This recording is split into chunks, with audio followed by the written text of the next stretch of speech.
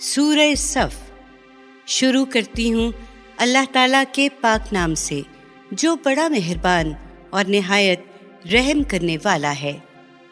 اللہ ہی کی تسبیح و تقدیس کرتی ہیں ساری چیزیں جو آسمانوں میں ہیں اور جو زمین میں ہیں، اور وہی زبردست اور حکمت والا ہے۔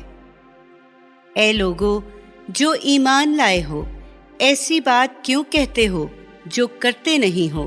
اللہ کو یہ سخت ناپسند ہے کہ تم ایسی بات کہو جو کرو نہیں۔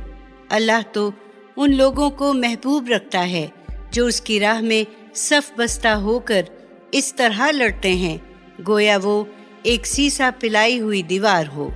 اور اے پیغمبر، وہ وقت یاد کرو جب موسیٰ نے اپنی قوم سے کہا تھا کہ اے میری قوم، تم مجھے کیوں ایذا پہنچاتے ہو، حالانکہ تم خوب جانتے ہو کہ میں تمہاری طرف اللہ کا بھیجا ہوا رسول ہوں۔ پھر جب ان لوگوں نے کجی اختیار کی تو اللہ نے بھی ان کے دل کج دیے، اور اللہ ایسے نافرمان لوگوں کو ہدایت نہیں دیا کرتا۔ اور اے پیغمبر، وہ وقت بھی یاد کرو جب عیسیٰ ابن مریم نے کہا تھا کہ اے بنی اسرائیل، میں تمہاری طرف اللہ کا بھیجا ہوا رسول ہوں اور تصدیق کرنے والا ہوں اس تورات کی جو مجھ سے پہلے نازل ہو چکی ہے، اور بشارت دینے والا ہوں ایک رسول کی جو میرے بعد آئے گا، جس کا نام احمد ہوگا۔ پھر جب وہ بنی اسرائیل کے پاس کھلی کھلی نشانیاں لے کر آیا تو وہ کہنے لگے کہ یہ تو صریح جادو ہے، اور اس سے بڑھ کر ظالم اور کون ہوگا جو اللہ پر جھوٹ باندھے حالانکہ اسے اسلام کی طرف بلایا جا رہا ہو۔ اللہ ایسے ظالموں کو ہدایت نہیں دیا کرتا۔ یہ لوگ چاہتے ہیں کہ اللہ کے نور کو اپنے منہ سے پھونک مار کر بجھا دیں، اور اللہ فیصلہ کر چکا ہے کہ اپنے نور کو پھیلا کر رہے گا، گو کافروں کو برا ہی کیوں نہ لگے۔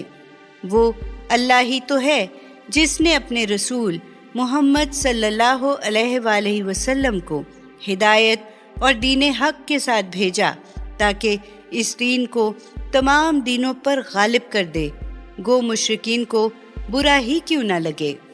اور اے پیغمبر، کہو کہ اے لوگو جو ایمان لائے ہو، کیا میں تم کو ایسی تجارت بتاؤں جو تمہیں آخرت کے دردناک عذاب سے بچائے؟